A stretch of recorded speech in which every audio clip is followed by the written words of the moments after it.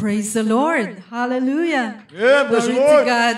Ang pinakamataas na pagpupuri at pagsamba ay taos puso po nating pinapaabot sa ating pinakamamahal na Panginoong Hesus at dobleng paggalang po at respeto sa ating mga minamahal na mga magulang sa mahal na Panginoon at hindi po natin hindi po natin malilimutan ang kanilang mga ginintoang aral at turo po sa ating lahat. At ganun po ako po ay bumabati sa ating beloved Almera children, sa inyo pong lahat, at lahat po ng mga taga-subaybay sa dakong ito. Praise God. At ako rin po ay bumabati sa lahat ng mga outreaches from KSA na tunay pong malayo pa ang pinanggalingan. Praise God. Yung iba wala pa pong tulog. Praise the Lord. At ako'y nagpupuri sa mahal na Panginoon. Sabi po sa Bible, kapag tayo po ay nandirito na at nagkakaisang nagpupuri sa mahal na Panginoon, ito po ay isang mabuting bagay. Praise God. Praise kahit saan po tayo, kahit saan po ang ating mga pinanggalingan, kapag tayo na dito ay nagpupuri sa mahal na Panginoon, nagkakaisa, tayo po ay iisa lang sa mahal na Panginoon. Amen! Amen. Praise God. Hallelujah. Ako po ay nakakilala po sa mahal na Panginoon. Way back year 1983 po sa dako ng Plaza Loton. Nagkaroon po ng krusada doon ang ating banal na gawain. Praise God. At doon po kami tinawag na mahal na Panginoon. Ang nagdala po sa amin, ang aking beloved father na may mga karamdaman po. May sakit sa puso at marami pong mga bisyo. Isa-isa niya po kaming dinala dito sa mahal na Panginoon. At sa dakilang kapangyarihan ng mahal na Panginoon, siya po ay pinagaling ng mahal na Panginoon. Amen. Praise God. At ako rin po ay dating sakitin.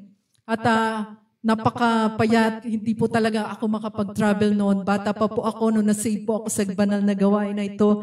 Ngunit pinagaling din po ng mahal na Panginoon. Amen. Praise the Lord. Praise God. At dito na rin po kami tinawag ng mahal na Panginoon. Nagkaroon ng sariling pamilya. At pinagpala ng mahal na Panginoon ng mga anak ko po. Nakatapos lahat ng mga pag-aaral. At sila rin po ay ginagamit na rin po ng mahal na Panginoon. At nakapagtrabaho po ng maganda. Praise God. Ako po nagpapasalamat sa mahal na Panginoon. Praise God. Ang himala po na ginawa ng mahal na Panginoon, unang himala na ginawa ng mahal na Panginoon sa akin, nung po tayo ay nagkaroon ng Cruzadas, TV program po sa Channel 4. Kung inyo pong matatandaan, year 1987, nagkaroon po ng kudita between rebel soldiers at sa government. At ganun din po, kami po ay katatapos lang po ng gawain natin sa PTV, Channel 4. At kami po, 7 choir member po kami, nasa labas na po. At papalabas na po kami ng compound ng Channel 4. Ngunit maya't maya po, nakita ko po yung mga malalaking sasakyan na maraming sakay ng mga sundalo. Ngunit hindi po namin pinansin yon. Habang po kami naglalakad, maya't maya po, nagkaroon na po ng putukan. Hallelujah! Kumbaga, parang sa New Year's Eve, talagang sunod-sunod na po yung putok, malalakas, may mahina. Talagang makikita mo po na walang tigil ang barilan nung panahon na yon. Pagtingin ko po sa gilid ko, yung gilid po na yon ay pader po yon na maraming halaman. Kung gaano po kaliliit yung mga dahon na yan, lahat po yan, tinatamaan ng baril, lahat po yan ay nagtatalsikan. Ibig sabihin, sa dami po ng baril na pinapakawalan, praise God. Ngunit kami po na 7 choir member na nasa labas, wala pong natamaan ng baril kahit isa po sa amin. Praise the Lord. Hallelujah. Praise the Lord. At yung aking kapwa mga awitan na nasa likod ko po, nakita nyo po yung mga bala sa aming likuran. Lahat po yan ay nalalaglag sa aming likod. Praise the Praise Lord. God. Hallelujah. Ganyan po ang himala ng ating mahal na Panginoon. Praise God. At isa pa pong pasasalamat ko sa mahal na Panginoon, yung at pag-iingat niya po na ginawa sa amin. Kami po ay papunta pa rin po ng banal na gawain noon, overnight service. Talagang ang sakay ko lang po noon ay mga anak ko, mga babae, at ako po ang nagdadrive. Ang husband ko po ay nag-work abroad. So kailangan kong magmadali dahil tayo po ay may ginagampan ng tungkulin sa banal na iglesia. Praise God. Kung ano po yung tulin ng takbo ko, meron po akong narinig sa may ilalim na sasakyan na parang tumunog, na parang naputol. Kung inyo pong, yung mga may sasakyan po dito, nakakaintindi. Yung mga mekaniko, alam po nila yan.